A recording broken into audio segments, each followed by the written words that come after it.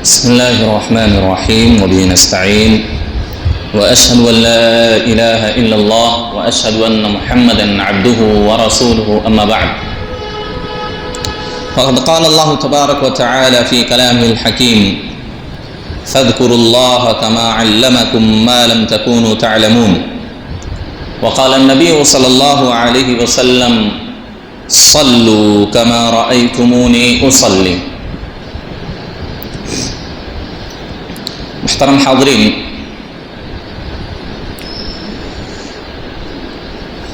نماز کے اندر ہونے والی غلطیاں، اس سلسلے کی یہ 5ویں کڑی ہے۔ اس سے پہلے 4 حلقوں یا دروس کے اندر آپ کے سامنے نماز کے اندر واقع ہونے والی غلطیاں کیا کیا ہیں، آپ کے سامنے بہت ساری غلطیوں کی وضاحت کی گئی، اور جن کا تعلق خارج صلاۃ سے تھا، یعنی نماز کے باہر سے ان غلطیوں کا تعلق تھا۔ لیکن انشاءاللہ آج سے جو دروس آپ کے سامنے بیان کیے جائیں گے ان کا تعلق داخل صلاۃ سے ہوگا، یعنی نماز کے اندر واقع ہونے والی غلطیاں کیا کیا ہیں۔ تو نماز ظاہر سی بات ہے، شروع کرنے سے پہلے ہم لوگوں کو صف لگانے کی ضرورت ہوتی۔ سب سے پہلے صف بندی کرتے ہیں نماز شروع کرنے سے پہلے۔ تو صف بندی کے بھی بہت سارے احکام ہیں، بہت سارے مسائل ہیں، اور سنت کے مطابق صف بندی کی بہت ساری فضیلت اور اہمیت ہے۔ صف کے لگانے میں یا صف کے قیام میں ہم لوگوں سے کئی غلطیاں واقع ہو رہی ہیں، جس کی طرف ہم لوگ توجہ نہیں دیتے، یا آپ کو دروس کے اندر یا علماء اپنے بیانات کے اندر اس کی وضاحت کرتے ہیں یا اس کی طرف اشارہ کرتے ہیں، لیکن پھر بھی ہمارے اندر کوتاہیاں اور خامیاں ہیں کہ ہم اپنی غلطیوں کی اصلاح نہیں کرتے۔ دیکھیے، نمازوں صف کی کئی حالتیں ہو سکتی ہیں۔ مثلا اگر نماز کے لیے صرف 2 ہی آدمی ہیں، نماز کے لیے صرف 2 ہی آدمی ہوتے ہیں، تو آپ دیکھیں بہت سارے لوگوں نے، کچھ علماء بھی اس طرح کرتے ہیں کہ 2 لوگ جب ہوتے ہیں جو صف لگاتے ہیں تو دونوں کو تو ایک ساتھ کھڑا ہونا ہے، لیکن مقتدی اور امام ذرا آگے اور پیچھے ہوتے ہیں، یعنی دونوں سیم ایک برابر کھڑے نہیں ہوتے۔ امام ذرا سا آگے ہوتا ہے اور مقتدی ذرا سا پیچھے ہوتا ہے۔ حالانکہ یہ کتاب و سنت میں کہیں بھی ثابت نہیں ہے۔ یہ جو 2 لوگ ہوتے ہیں، 2 لوگ نمازی ہوتے ہیں، تو دونوں ایک برابر مل کے کھڑے نہیں ہوتے۔ امام ذرا سامنے ہوتا ہے، مقتدی ذرا پیچھے ہوتا ہے، کیونکہ وہ امام ہے، وہ آگے رہے گا نہیں۔ وہ 2 لوگ ہیں تو ایک صف کے مانند ہے، اور ایک صف اگر لگ رہی ہے تو اس میں آگے پیچھے ہونا جائز نہیں ہے۔ لہذا اگرچہ 2 لوگ ہیں، اگرچہ وہ ایک امام ہے ایک مقتدی ہے، دونوں کو ایک برابر کھڑے ہونا ہے، ذرا سا بھی آگے اور پیچھے نہیں کھڑا ہونا ہے۔ اس کی دلیل کیا ہے؟ اس کی دلیل امام بخاری رحمہ اللہ اپنی کتاب صحیح البخاری کے اندر ایک باب باندھتے ہیں، باب یقوم عن یمین الامام بحذائه سواء اذا كان اثنین۔ جب 2 لوگ نماز پڑھ رہے ہوں جماعت سے، تو امام کے دائیں جانب مقتدی بالکل برابر ٹھہرے گا۔ یہ ایک باب باندھ دیا ہے انہوں نے، اور اس کے تحت عبداللہ بن عباس رضی اللہ تعالی عنہ کی سند سے ایک حدیث ذکر کی ہے۔ اس میں ہے عبداللہ بن عباس رضی اللہ تعالی عنہ کہتے ہیں، میں دیکھا اللہ کے رسول نماز پڑھ رہے تھے، فقمت الى جنبه، تو میں آپ کے پہلو میں برابر کھڑا ہو گیا، برابر، آگے پیچھے نہیں کہ ذرا سا پیچھے ہو کے کھڑے ہونا۔ حافظ ابن حجر رحمہ اللہ جو اس بخاری کی شرح کرتے ہیں، وہ کہتے ہیں وظاہرہ المساوات، اس کا ظاہری معنی ہے کہ آپ برابر بالکل کھڑے ہو گئے، آگے اور پیچھے نہیں۔ اسی طریقے سے ابن جریج تابعی ہیں، وہ کہتے ہیں میں نے عطا سے پوچھا، عطا ابن دینار یا عطا ابن رباح، یہ بھی بڑے تابعی ہیں، عبداللہ ابن عباس وغیرہ کے شاگرد ہیں، ان سے ایک سوال کیا، الرجل یصلی مع الرجل این یکون منہ، 2 آدمی نماز پڑھ رہے ہیں، ایک امام ہے ایک مقتدی ہے، تو کہاں ٹھہریں گے؟ تو آپ نے کہا الی شقہ الایمن، اس کے دائیں جانب کھڑا ہوں گے۔ پھر انہوں نے سوال کیا ایحادی بی حتی یصف معه لا یفوت احدهما الاخر، کیا بالکل اس کے برابر کھڑا ہوگا کہ کچھ آگے یا پیچھے کھڑا ہوگا؟ تو آپ نے کہا کہ اتحب ان یساویہ حتی لا یکون بینهما فرجہ؟ قال نعم، کہا کہ تم یہ بات پسند کرتے ہو کہ اس کے برابر بالکل کھڑا ہو تاکہ دونوں کے درمیان کوئی دوری اور کوئی شگاف نہ رہے؟ تو انہوں نے کہا ہاں۔ تو اس طرح کی کئی ایک روایتیں ہیں جن سے معلوم ہوتا ہے کہ اگر دو لوگ نماز پڑھ رہے ہیں تو امام آگے نہیں ہوگا اور مقتدی پیچھے نہیں ہوگا، بلکہ دونوں بالکل ایک برابر ٹھہریں گے، آگے پیچھے کھڑے ہونا یہ درست نہیں ہے۔ لیکن اگر تین لوگ کھڑے ہوں، تین لوگ ہوں، تو ظاہر سی بات آپ کو معلوم ہے تین لوگ ہوں تو دو لوگ پیچھے کھڑے ہوں گے، امام آگے ہوں۔ لیکن اس میں سے ایک عورت ہو تو کیا کریں گے؟ ایک مرد ہے، ایک عورت ہے، کیا ہے؟ دو مرد ہیں، ایک عورت ہے۔ اب عورت تو مردوں کے ساتھ کھڑی نہیں ہو سکتی، تو اب کیا کیسے صف لگائیں گے؟ اب صف لگانے کا طریقہ یہ ہوگا کہ جو مقتدی ایک ہے، دوسرا آدمی وہ امام کے دائیں جانب کھڑا ہو جائے گا اور عورت اس کے پیچھے کھڑے ہو جائے گی۔ اور اسی طریقے سے اگر چار لوگ ہوں تو دو پیچھے مرد کھڑے ہوں گے، اس کے پیچھے عورتوں کی صف لگے گی، کیونکہ آپ صلی اللہ علیہ وسلم کی صحیح حدیث ہے خیر صفوف الرجال اولها، مردوں کی بہترین صف کیا ہے؟ جو اگلی صف ہے۔ وخیر صفوف النساء آخرها، اور عورتوں کی بہترین صف کیا ہے؟ جو سب سے پچھلی ہے۔ تو عورت ہمیشہ پیچھے کھڑے ہوگی۔ اسی طریقے سے اگر بچہ ہو تو بچے کو لوگ پیچھے کھڑا کر دیتے ہیں، نہیں، اگر ایک امام ہے اور ایک بچہ مقتدی ہے تو بچہ بھی اس امام کے دائیں جانب کھڑا ہوگا، پیچھے نہیں کھڑا ہوگا۔ اس سلسلے میں جو روایت عبداللہ بن عباس انس بن مالک سے بیان کی جاتی ہے وہ ضعیف ہے کہ ایک مرتبہ اللہ کے رسول ہمارے گھر آئے تو آپ نماز پڑھانے کے لیے کھڑے ہوئے تو آپ آگے کھڑے تھے، اس کے بعد میں کھڑا تھا، اس کے بعد ہمارے گھر کی عورتیں کھڑی تھیں۔ نہیں، بچہ بھی امام، اگر بچہ ہے تو بھی امام کے دائیں جانب کھڑا ہوگا، کیونکہ آدمی میں اس کا شمار ہوتا ہے۔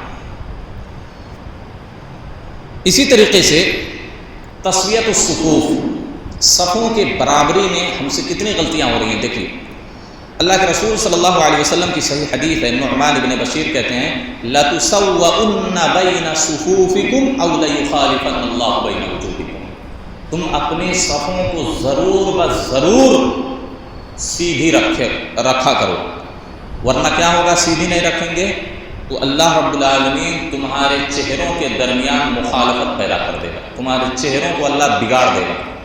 بعض روایتوں میں آتا ہے کہ وَأَوْ لَيُخَالِفَنَّ اللَّهُ بَيْنَ قُلُوبِكُمْ، اللہ تمہارے دلوں کو بدل ڈالے گا۔ صف کی درستگی نہ ہونے کی بنیاد پر کتنا بڑا نقصان ہو رہا ہے۔ آج مسلمانوں میں جو اختلاف ہے، انتشار ہے، اختراق ہے، مسلمانوں میں کئی جماعتیں ہیں، کئی گروہ ہیں، ایک مسلمان دوسرے مسلمان سے دشمنی رکھتا ہے، حسد رکھتا ہے، کینہ کپٹ رکھتا ہے، آخر کیوں؟ اس کا ایک سبب یہ ہے کہ آج مسلمان جو متحد نہیں ہے، مختلف جماعتوں میں، مختلف ٹولیوں میں، مختلف گروہوں میں بٹے ہوئے ہیں، ایک دوسرے کے دشمن بنے ہوئے ہیں۔ کیوں آخر؟ اس کا ایک بنیادی سبب یہ ہے کہ ہماری صفیں نماز کے اندر درست نہیں ہوتی، ہماری صفیں درست نہیں ہوتی۔ اور ممکن ہے، امام شوکانی رحمہ اللہ نیل الاوطار کے اندر لکھتے ہیں کہ ممکن ہے ایسے آدمی کی صورت کو بھی اللہ بدل دے جو صفوں کو درست نہیں رکھتے۔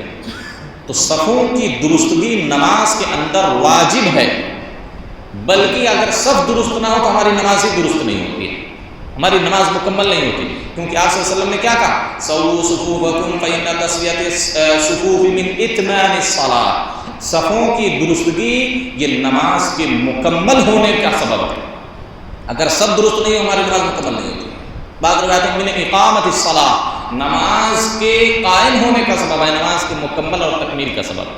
تو اگر صفوں کے اندر ہمارے خلل ہے، صفیں ہماری ٹیڑھی ہیں، صفوں کے اندر خالی جگہ ہے، کندھے سے کندھا، قدم سے قدم ہمارا نہیں مل رہا، تو ایسی صورت میں یہ ساری وعیدیں بیان کی گئی ہیں۔ تو اللہ کے رسول صلی اللہ علیہ وسلم نے کہا کہ صفوں کو سیدھی رکھو۔ اب صفوں کو سیدھی رکھنا ہے تو کیسے رکھیں گے؟ آپ صلی اللہ علیہ وسلم نے اس کا بھی طریقہ بتلایا۔ پہلا طریقہ یہ ہے کہ ہمارے کندھے سے کندھا بالکل ملا۔ اب کندھے سے کندھا کب ملتا؟ دیکھیے مخالفت، کندھے سے کندھا اسی وقت ملے گا جب آپ جتنے آپ کی چوڑائی یا جسامت ہے اسی حساب سے جگہ لیں گے۔ ایک آدمی آتا ہے اتنا پتلا ہے، وہ اتنا پیر پھیلا لیتا ہے، کہاں سے کندھا ملے گا؟ یہاں سے وہاں تک قدم اس کا رہتا ہے، کندھا کہاں سے ملے گا؟ اور یہ سب سے بڑی غلطی ہے، پہلے کندھے سے کندھا ہم کو ملانا، پھر قدم سے قدم ملانا۔ کندھے سے کندھا اگر ملائیں گے تو قدم خود بخود مل جائے گا۔ اور کچھ لوگ ہوتے ہیں ایسا سمیٹ لیتے ہیں تو بغل والے کو پیر ملانے میں پریشانی ہوتی ہے۔ تو آپ کی جسامت جتنی ہے اتنے حساب سے آپ پیر پھیلائیں، اور پہلے کندھے سے کندھا ملانے کی کوشش کریں، بعد میں قدم سے قدم ملائیں۔ تو یہ پہلی چیز ہے۔ اور دوسری چیز آپ صلی اللہ علیہ وسلم نے کہا اقیم الصفوف، صفوں کو قائم کرو، مکمل کرو، وحاذوا بین المناکب، اور کندھے سے کندھا لگاؤ، وسد الخلل، اور صف کے اندر جو جگہ خالی ہے، شگاف ہے، اس کو پر کرو، اس کو بھرو۔ اور آپ نے کیا کہا ولینوا بایدی اخوانکم، اور اپنے بھائیوں کے لیے اپنے بازوؤں کو نرم رکھو۔ کچھ لوگ کیا ہوتے ہیں ایسا سب باندھ لیا، اتنا ٹائٹ باندھتے ہیں کہ بغل والا چاہے باندھ پائے چاہے نہ پائے، وہ بیچارہ کبھی ایسا باندھتا کبھی ایسا کرتا۔ کچھ لوگ ایسا ٹائٹ باندھ لیتے ہیں، بغل والوں کی کوئی فرق کیا ہے اس کو خیال نہیں۔ تو اپنے ہاتھوں کو نرم رکھو۔ جب کندھے سے کندھا ملائیں گے تو یہ ساری صورتیں آپ کو سمجھ میں آئیں گی۔ جو آپ یہاں ایک کھڑا ہوتا ہے، یہاں ایک کھڑا ہوتا ہے، یہاں ایک مصلی کھڑا ہوتا ہے، یہ سب ساری سنتیں ہم کو سمجھ میں نہیں آتی۔ اسی وجہ سے آپ نے کہا اپنے بازوؤں کو نرم رکھو، کیونکہ جب کندھے سے کندھا ملائیں گے ظاہر سی بات ہے کوئی ایسا اگر باندھ لیا تو بغل والے کو پریشانی ہوگی۔ اور آپ نے کہا ولا تدروا فرجات للشیطان، صفوں کے درمیان شیطان کے لیے خالی جگہ نہ چھوڑو، شیطان کے لیے خالی جگہ۔ اگر یہ ہماری صفیں درست نہیں ہوتی، شگاف رہتا تو شیطان وہاں آ کے کھڑا ہو جاتا ہے۔ یہ آپ صلی اللہ علیہ وسلم کی صحیح حدیث ہے کہ جب آدمی کیا ہے، آپ صلی اللہ علیہ وسلم کی صحیح حدیث رصوا صفوفکم، اپنی صفوں کو بالکل ملا کے رکھو، وقاربوا بینہا، اور قریب قریب کھڑے ہو، اور اسی طرح وحاذوا بالاعناق فوالذی نفسی بیدہ، قسم اس ذات کی جس کے ہاتھ میں میری جان ہے، انی لأری الشیطان یدخل من خلل الصف کأنہ الحجر، اللہ کی قسم میں دیکھتا ہوں کہ شیطان تمہاری صفوں کی خالی جگہوں میں ایک بکری کے چھوٹے بچے کی طرح آ کر کھڑا ہو جاتا ہے۔ اب جب شیطان کھڑا ہو جاتا ہے تو آپ صلی اللہ علیہ وسلم نے کہا اس کے بعد تمہارے دل میں طرح طرح کے وسوسے ڈالتا ہے، طرح طرح کی باتیں تمہارے ذہنوں میں گردش کرتی ہیں، یہاں جانا وہاں جانا، یہ کرنا وہ کرنا۔ انسان کو خیال ہی نہیں ہے کہ نماز کی کون سی رکعت چل رہی ہے، اس کو اتنا بھی نہیں معلوم ہوتا، یہ ایسا گم ہو گیا، کھو گیا ہے دنیا میں، بازاروں میں، کہ اس کو معلوم نہیں ہوتا تیسری رکعت پڑھ رہا ہے کہ چوتھی رکعت پڑھ رہا ہے، اس کو کچھ احساس نہیں ہوتا۔ ابھی وہی ایک مصلی سے اگر کھڑا کر کے پوچھ لو کہ امام صاحب نے پہلی رکعت میں کون سی سورت پڑھائی ہے، نہیں معلوم ہوتا، کیونکہ ہمارا ذہن حاضر ہی نہیں ہے، ہمارا دماغ ہی نہیں نماز میں۔ دماغ کہاں سے ہوگا جب شیطان آپ کے بغل میں کھڑا ہے؟ آپ نے خود کھڑا کیا شیطان کو اپنے بغل میں، ہم اپنے بغل میں شیطان کو کھڑا کرتے ہیں، کہاں سے ہماری نماز صحیح ہوگی، کہاں سے نماز میں خشوع خضوع ہوگا؟ آپ صلی اللہ علیہ وسلم نے کہا کہ وہاں آ کر شیطان کھڑا ہو جاتا ہے خالی جگہ جب رکھتی ہے، اور تم کو وسوسے طرح طرح کے وسوسے دلاتا رہتا ہے۔ تو یہ سب ہماری درست نہیں ہوتی ہے۔ اب سب کیسے؟ ہم نے کہا کندھے سے کندھا، اور دوسری روایت میں آتا ہے وحاذوا بین المناکب والاقدام، اور قدم سے قدم، بعض روایت میں ٹخنے سے ٹخنا ملانا۔ اب ٹخنے سے ٹخنا اور قدم سے قدم کب ملے گا؟ جب ہمارا قدم سیدھا ہوگا ایسا۔ ہم لوگ کیا ایسا کھڑے ہوتے ہیں، پیر ایسا رہتا ہے ہمارا کراس، حالانکہ ہمارے پیروں کی انگلیاں قبلہ رخ ہونی چاہیے۔ جب ہمارا پیر اس طرح سیدھا ہوگا تبھی جا کر ٹخنے سے ٹخنا یا قدم سے قدم ملے گا۔ کسی بھی حدیث میں آپ کوئی ضعیف حدیث بھی نہیں دکھا سکتے کہ انگلیوں سے انگلیوں کے ملانے کا ذکر ہے، کسی بھی حدیث میں ایسا نہیں ہے کہ انگلیوں سے انگلیاں ملا کر کھڑے ہو۔ ہم لوگ کیا ہے ایسا انگلی سے انگلی ملا کر کھڑے ہو، وہ پیر کی جو چھوٹی انگلی ہے کنارے کی اس کو بغل والے سے ملا لیتے ہیں، کہیں نہیں ذکر ہے، کسی بھی ضعیف حدیث میں بھی ذکر نہیں ہے اس کا۔ حدیث کے اندر قدم سے قدم یا ٹخنے سے ٹخنا ملانا ہے۔ اب ظاہر سی بات ہے جب انگلیوں سے انگلیاں ایسے ملائیں گے تو یہ بیچ میں خالی جگہ ہو رہی کہ نہیں ہو رہی ہے؟ جب قدم سے قدم ہمارا اس طرح نہیں ملے گا، ایسے رہے گا تو خالی جگہ بیچ میں ہو رہی ہے۔ اب وہ خالی جگہ بیچ میں ہو رہی تو ہماری سب درست نہیں ہو رہی، سب درست نہیں ہو رہی تو ہماری نماز درست نہیں ہو رہی، اور ہم اپنے بغل میں شیطان کو لے کے کھڑے ہوتے ہیں. کتنی سخت وعید اللہ کے رسول نے بیان کی کہ اللہ تمہارے چہروں کو بگاڑ دے گا، تمہارے دلوں کو بدل ڈالے گا. کتنی بڑی بڑی وعید. ہماری نماز نہیں صحیح ہو رہی ہے سب کیونکہ ہماری سب درست نہیں ہے. تو قدم سے قدم ملا کے اس طرح کھڑے ہونے کی ضرورت ہے، اس طرح نہیں کہ انگلی سے انگلی ایسے ملا کے کھڑے ہوں. تو صف کی درستگی بہت ضروری ہے تاکہ ہماری نمازیں کیا ہیں، مکمل ہو جائیں. اسی طریقے سے صفیں قریب قریب ہونی چاہیے. بسا اوقات کیا ہوتا ہے کہ امام صاحب کی صف اتنی آگے رہتی ہے، مقتدیوں کی اتنی پیچھے رہتی ہے. کبھی کبھی ایسا لوگ کرتے ہیں، خاص طور پہ گرمیوں کے موسم میں امام صاحب کی صف 2 صف آگے رہتی ہے اور مصلی اپنے پیچھے. نہیں، یہ امام اور مقتدیوں کی صف کے درمیان اتنی جگہ صرف ہونی چاہیے کہ آپ سجدہ کر سکیں، رکوع کر سکیں صحیح طور سے. یہ نہیں کہ امام صاحب یہاں ہیں 2 صف کے بعد وہاں سے پہلے صف لگ رہی ہے، ایسا نہیں ہونا چاہیے. یہ بھی غلطیاں ہو رہی ہیں بہت ساری مساجد کے اندر، تو ایسا بھی نہیں ہونا چاہیے. اور دوسری بات، صفوں کو پہلے مکمل کریں. کبھی یہاں کنارے جگہ خالی رہتی ہے، کبھی اس کنارے جگہ خالی رہتی ہے، آ کے دوسری صف لگانا لوگ شروع کر دیتے ہیں. کتنی بڑی فضیلت سے محروم. اگر وہ خالی جگہ کوئی پر کر دیتا ہے تو اللہ کے رسول نے کہا اللہ اس کے لیے جنت میں گھر بنا دیتا ہے. لیکن ہم آتے ہیں بغل میں خالی جگہ کیا ہے، جگہ خالی رہتی ہے، ہم آ کے دوسری صف شروع کر دیتے ہیں. درست نہیں، سنت کے خلاف ہے. تو حدیث کیا ہے، صف ہماری پہلی مکمل ہو پھر دوسری صف لگانے کی کوشش کرنی چاہیے. اسی طریقے سے ایک چیز یہ بھی ہے کہ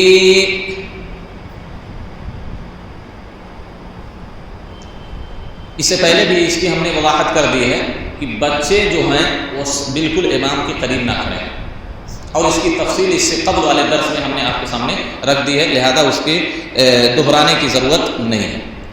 اور اسی طریقے سے ایک اہم غلطی جو صفوں کے تعلق سے ہمارے اندر ہو رہی ہے وہ یہ ہے کہ بسا اوقات کوئی آدمی کرسی پہ نماز پڑھ رہا ہے تو وہاں اکیلے دوسری صف میں بسا اوقات لے کے آ کے بیٹھ جاتے ہیں، تنہا ہوتے ہیں. ادھر امام صاحب ہیں، پہلی صف لگ رہی ہے، وہاں کنارے لے جا کے کرسی لے کے بیٹھ جاتے ہیں. ایسے آدمی کی نماز نہیں ہوتی. سب میں تنہا نماز نہیں ہوتی، چاہے آدمی کھڑے ہو کر پڑھے چاہے بیٹھ کر پڑھے، کوئی بھی ہو. آپ صلی اللہ علیہ وسلم کی صحیح حدیث ہے، آپ نے ایک مرتبہ ایک آدمی کو دیکھا کہ نماز سب میں اکیلے تنہا نماز پڑھ رہا ہے. آپ صلی اللہ علیہ وسلم نے کہا جاؤ وضو بنا کر کے آؤ، پھر سے پوری نماز پڑھو، پھر سے پوری نماز پڑھو. اور بعد روایت میں لا صلاۃ خلف الصف وحدہ، تنہا اکیلے سب میں کھڑے ہونے والے کے آدمی کی نماز صحیح نہیں ہے. تو آپ کیا ہے، پہلے سب پوری کریں اور تنہا سب میں کھڑا. اگر اگلی سب میں کسی بھی اعتبار سے گنجائش نہیں ہے تو آدمی پیچھے کھڑ سکتا ہے، لیکن اگر گنجائش بن سکتی ہے پہلے سب میں تو کیا ہے، دوسری صف لگانا یہ درست نہیں ہے. اور اگر پڑھ لیا اس حالت میں تو اس کی نماز کیا ہے، درست نہیں ہوتی. اسی طریقے سے ایک اور چیز جو ہماری صفوں میں غلطی ہوتی ہے، وہ غلطی کیا ہے، وہ غلطی یہ ہے کہ ہمارے صفوں کے درمیان خلل واقع ہو جاتا ہے. خاص طور پہ جب ایک آدمی کرسی لے کے یہاں نماز پڑھتا ہے تو دونوں طرف ایک ایک آدمی کی جگہ خالی ہوتی ہے، صف ہماری منقطع ہو جاتی ہے، صف کٹ جاتی ہے. لہذا اصلاً کیا ہے، اس کی طرف لوگ توجہ نہیں دے رہے. ضرورت تو اس بات کی ہے کہ ایسی کرسیاں مسجدوں میں رکھنا ہی درست نہیں ہے نماز کے لیے، کیونکہ اس سے ہماری صف کٹ جاتی ہے، اور اگر صف کٹ گئی تو ظاہر سی بات ہے ہماری نمازوں میں کمی ہو جاتی ہے.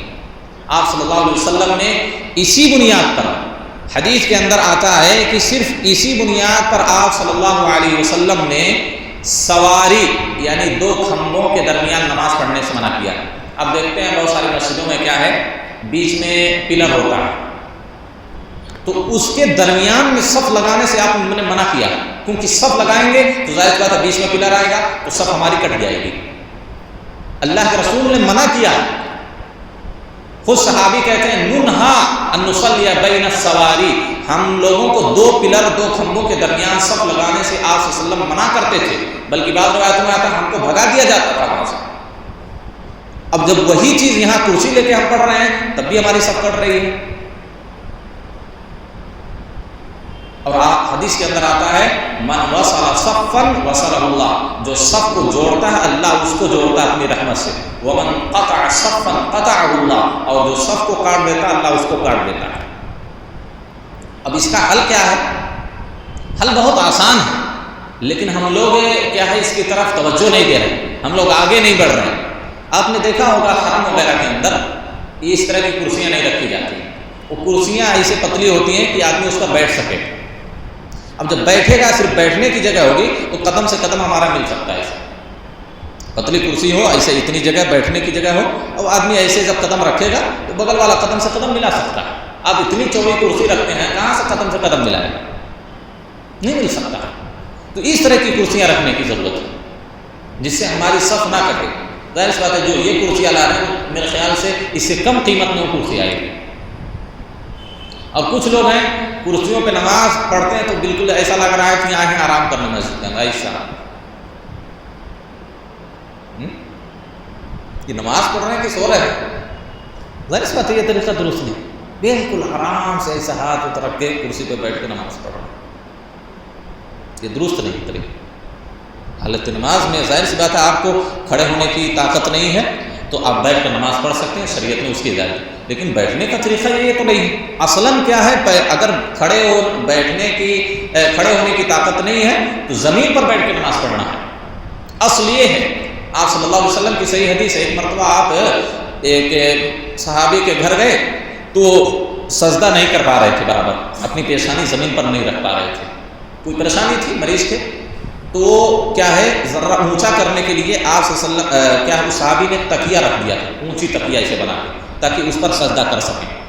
آپ صلی اللہ علیہ وسلم نے دیکھا، تکیہ نکال کے پھینک دیا، آپ نے کہا صلی ان استطعت علی الارض، جتنا ممکن ہو سکے زمین پر نماز پڑھو، زمین پر نماز پڑھو۔ یہ تو ظاہر سی بات ابھی نئی نئی ساری چیزیں ہیں۔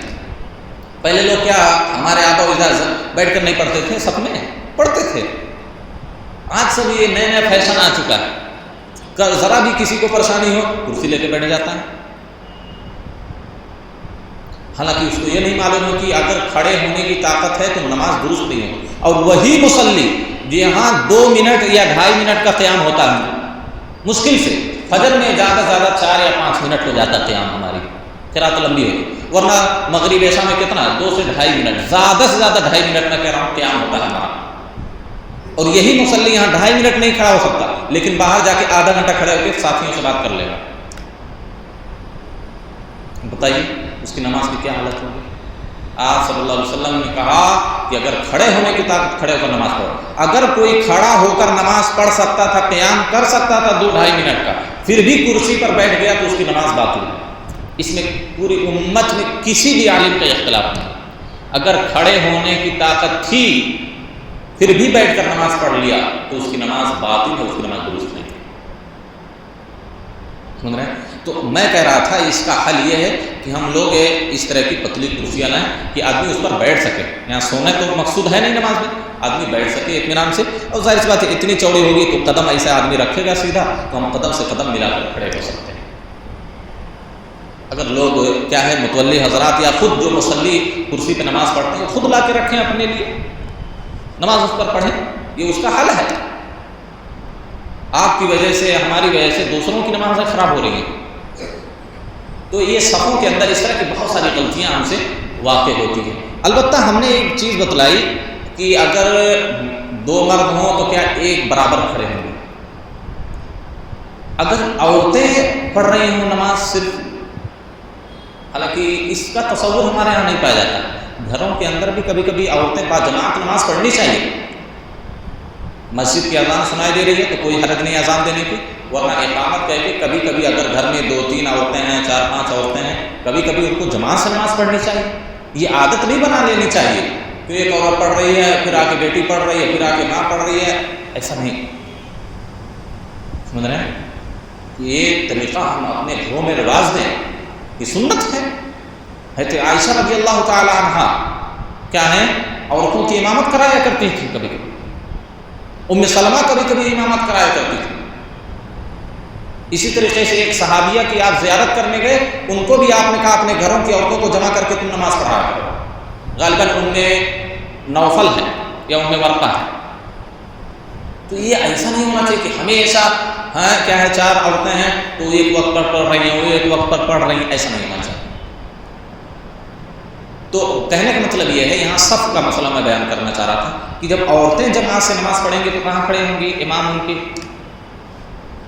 عورتوں کا جو امام ہوگا وہ ہمیشہ صف کے بیچ ایک دم درمیان میں کھڑا ہوگا، چاہے 4 عورتیں ہوں، 2 عورتیں ہوں، 5 ہوں، 20 ہوں، 100 ہوں۔ اور مردوں میں کیا ہوتا ہے؟ امام آگے کھڑا ہوتا ہے 2 سے زائد۔ عورتوں میں ہمیشہ جو عورتوں کی امامت جو عورت کر رہی ہے وہ صف کے درمیان ہی میں کھڑی ہوگی، آگے نہیں کھڑی ہوگی۔ آپ نے دیکھا ہوگا ایک فتنہ اس سے پہلے شروع ہوا تھا کیرلا میں ایک عورت نماز پڑھا رہی ہے، دیکھا تھا کہ آپ لوگوں نے کہ نہیں ویڈیو؟ ایک عورت امامت کرا رہی ہے اور اس میں مرد بھی ہیں عورتیں بھی ہیں۔ یہ تو فتنہ ہے، حرام ہے، اس میں کوئی شک نہیں۔ عورتیں مردوں کی امامت کسی بھی صورت میں نہیں کرا سکتی۔ اسی طرح مرد ایسے عورتوں کی صرف نماز نہیں پڑھ سکتا، خاص طور پر ایک عورت ہے وہ کیا ہے، وہ اجنبی عورت ہے، اس کی امامت نہیں کرا سکتا جب تک کہ اس کے ساتھ کوئی اور محرم نہ ہو۔ تو عورتیں جب صف لگائیں گی اور عورت نماز پڑھا رہی ہے تو عورتیں ایک دم، عورت کی جو امام ہے وہ ایک دم بیچ میں کھڑے ہوگی، آگے پیچھے نہیں، اور کتنے بھی ہوں وہ صف میں کھڑے ہوگی، آگے نہیں کھڑے ہوگی۔ تو یہ وہی بات صف کے متعلق کہ صف میں ہم سے اتنی ساری غلطیاں ہو رہی ہیں، لہذا قدم سے قدم ملا کر رکھیں، کندھے سے کندھا ملا کر رکھیں، اپنے قدم کو سیدھا رکھیں، صفوں کے اندر خالی جگہ نہ چھوڑیں۔ یہ اتنی ساری غلطیاں ہو رہی ہیں جس کی وجہ سے ہمارے نمازوں کی تاثیر ہم پر نہیں دکھ رہی۔ اپنی نمازوں کی فضیلت کتنی سنی ہے، نماز پڑھنے سے برکت آتی، نماز پڑھنے سے سکون آتا، نماز پڑھنے سے آدمی برائیوں سے رک جاتا، نماز پڑھنے سے اللہ کی رحمت برکت، یہ اللہ بہت ساری فضیلت ہے نماز۔ آخر ہم نماز پڑھ رہے ہیں، 5 وقت کی نمازیں پڑھ رہے ہیں، سنتیں بھی ادا کر لے رہے ہیں، آخر یہ ساری فضیلتیں، رحمتیں، برکتیں یہ ہم کو کیوں نہیں حاصل ہو رہی ہیں؟ نماز کی جو تاثیر ہے وہ ہماری زندگی میں کیوں نہیں دکھائی دے رہی؟ کیوں ہم لوگ غور نہیں کرتے اس بات پر کہ ہم نماز پڑھ رہے ہیں لیکن پھر بھی خوشی نہیں، سکون نہیں، اطمینان نہیں، راحت نہیں، برکت نہیں، اللہ کی رحمت نہیں؟ آخر کیوں نہیں؟ مسلمانوں کی آج دنیا میں عزت نہیں، ہر جگہ پر ذلیل ہے، ہر جگہ ان کو ستایا جا رہا ہے، مظلوم ہے، صرف اس وجہ سے کہ ہماری نمازیں ہی نہیں صحیح ہو رہی ہیں۔ اللہ نے جو وعدہ کیا ہے اسی صورت میں جیسے اللہ نے نماز پڑھنے کا حکم دیا ویسے نماز پڑھیں گے تو اللہ وہ سارے فوائد ہم کو دے گا۔ اللہ کے رسول نے جیسے نماز پڑھی ہے اس طریقے پر ہم نماز پڑھیں گے تو یہ ساری فضیلتیں ہم کو حاصل ہوں گی۔ ظاہر اس بات ہم نبی کی مخالفت کریں گے، اللہ کے بتلائے ہوئے طریقے کی مخالفت کریں گے تو اس کا فائدہ ہم کو حاصل نہیں ہوگا۔ اسی بنیاد پر کیا ہے، ہماری نمازیں جب درست نہیں ہو رہی ہیں تو نمازوں کی تاثیر ہماری زندگی پر نہیں دکھ رہی ہے۔ اسی طریقے سے دوسری غلطی کیا ہے؟ اہل حدیثوں میں الحمدللہ اس کا کیا ہے، وجود نہیں ہے، زبان سے نیت کر کے کھڑا ہونا۔ نیت کرتا ہوں 4 رکعت کی، 2 رکعت فرض کی، امام کی، اس کے پیچھے، اس کے آگے، اس کے اوپر، اس کے نیچے۔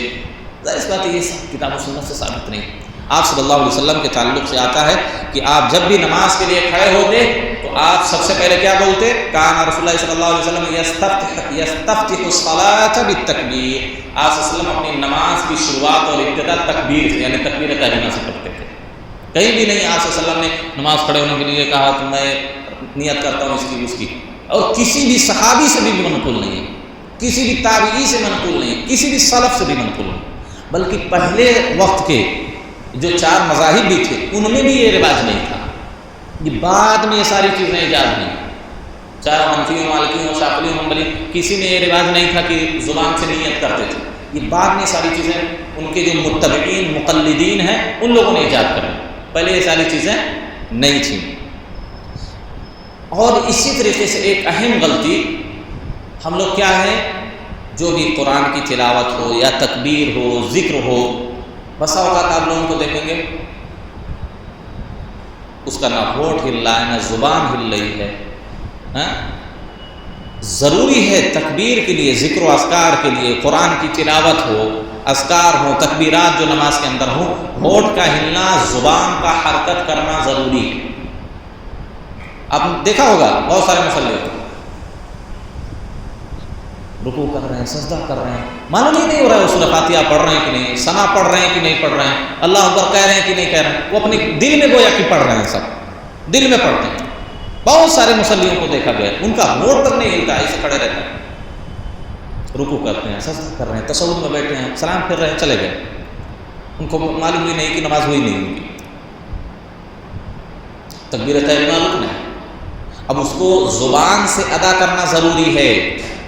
زبان سے ادا کرنا، زبان سے ادا کریں گے تو ظاہر بات آپ کے ہونٹ ہلیں گے، آپ کی زبان میں حرکت پیدا ہوگی. ہاں اب ہم اگر ایسا کر لیں نیت دل میں کر کے، نیت میں کیا ہے، دل ہی میں دل میں ہم سورہ فاتحہ پڑھ لیں، نماز نہیں ہے، نماز نہیں. کیونکہ قراءت کس کو کہتے ہیں؟ قراءت کہتے ہیں زبان سے حرکت کرنا، تحریک اللسان والشفتین، زبان کا حرکت کرنا، ہونٹوں کا حرکت کرنا، اس کو قراءت کہتے ہیں. تو اگر ہماری زبان میں حرکت نہیں ہے، ہونٹ نہیں ہل رہے ہیں، تو اس کا مطلب ہم دل میں سورہ فاتحہ کیا ہے ثنا پڑھ رہے ہیں، تکبیر پڑھ رہے ہیں، ذکر و اذکار کر رہے ہیں، دعائیں پڑھ رہے ہیں. ایسی نماز درست نہیں ہوتی، کیونکہ تکبیر تحریمہ رکن ہے. رکن ہمارا اگر زبان سے ہم نے ادا نہیں کیا، نماز باطل. سورہ فاتحہ نماز کے اندر کیا ہے، رکن ہے. لا صلاۃ لمن لم یقرأ بفاتحہ الکتاب، اس آدمی کی نماز ہی نہیں ہے جو سورہ فاتحہ نہ پڑھے. اب زبان سے اگر ہم دل میں پڑھ رہے ہیں، ہونٹ ہمارا حرکت نہیں کر رہا ہے، زبان حرکت نہیں کر رہی، ہماری نماز نہیں ہوئی، نماز ہی نہیں ہوئی. کتنے لوگوں کی ایسی نمازیں برباد ہو رہی ہیں. بہت سارے اسباب بھی، اس سے پہلے بھی ہم نے بیان کیا آپ کے سامنے کہ اس بنیاد پر نماز ہماری باطل ہو جاتی ہے. اور لوگ وہ غلطیاں کر رہے ہیں، ان کو احساس بھی نہیں ہو رہا، نماز پڑھ رہے ہیں لیکن نماز نہیں ہو رہی ہوتی. تو زبان حرکت ہونی چاہیے، ہونٹ آپ کا کیا ہے، حرکت ہونا چاہیے. حدیث کے اندر آتا ہے، ابو ہریرہ رضی اللہ تعالیٰ عنہ سے جب پوچھا گیا کہ کیا اللہ کے رسول صلی اللہ علیہ وسلم ظہر عصر میں قرات کرتے تھے؟ کہا کیسے معلوم تم لوگوں کو قرات کرتے تھے؟ کہا کہ ہم نے باضطراب لحیتہ، آپ کی داڑھی حرکت کرتی تھی. ظاہر سی بات ہے، داڑھی جب بڑی بڑی ہو تو آدمی جب پڑھے گا تو حرکت کرے گی، داڑھی حرکت کرے گی. جب ہونٹ ہمارا ہلے گا، جبڑا ہلے گا، زبان ہلے گی تو حرکت ہوگی.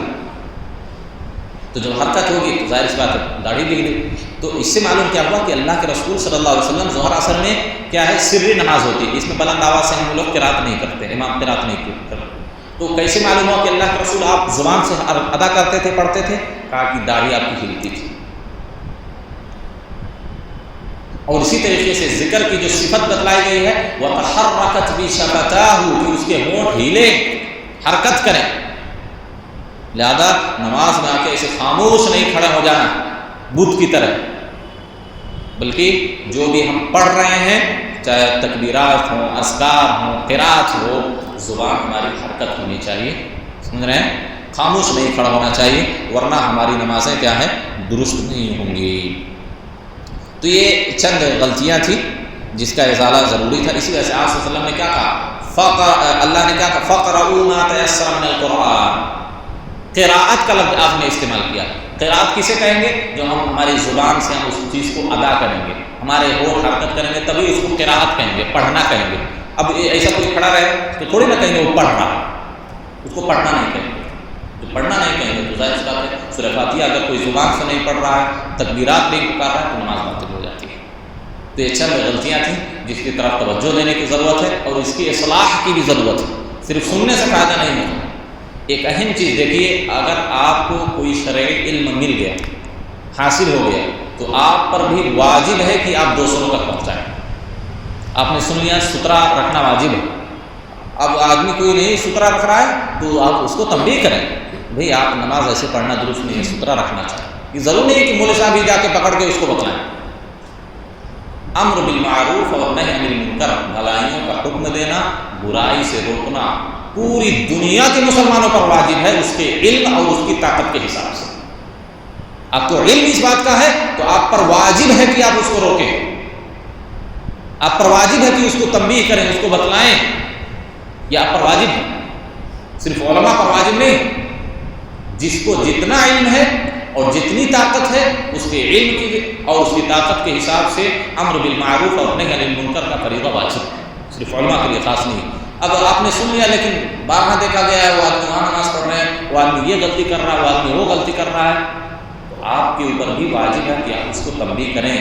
دیکھیے بھی ایسے نماز نہیں پڑھی جاتی، یہ طریقہ درست نہیں، یہ طریقہ درست نہیں، یہ صحیح طریقہ ہے. آپ اس کو تنبیہ کریں، اس کو بتلائیں. ورنہ آپ کی بھی پکڑ ہوگی قیامت کے دن، صرف علماء کی نہیں کہ جو لوگ پڑھے لکھے ہیں سند یافتہ ہیں انہیں کی پکڑ ہوگی، آپ کی بھی پکڑ ہوگی. آپ کو اس کا علم ہے کہ وہ غلط ہے تو آپ غلط کو صحیح کیجیے. اللہ سے دعا ہے کہ اللہ ہم تمام لوگوں کو صحیح باتوں پر عمل کرنے کی توفیق دے. اللہ رب العالمین ہم کو کتاب و سنت کے مطابق نمازیں ادا کرنے کی توفیق دے، اور جب تک زندگی رکھے کتاب و سنت کے مطابق عمل کرنے کی توفیق دے. جب خاتمہ ہو خاتمہ بالخیر عطا فرمائے. آمین. وآخر دعوانا الحمد للہ رب العالمین.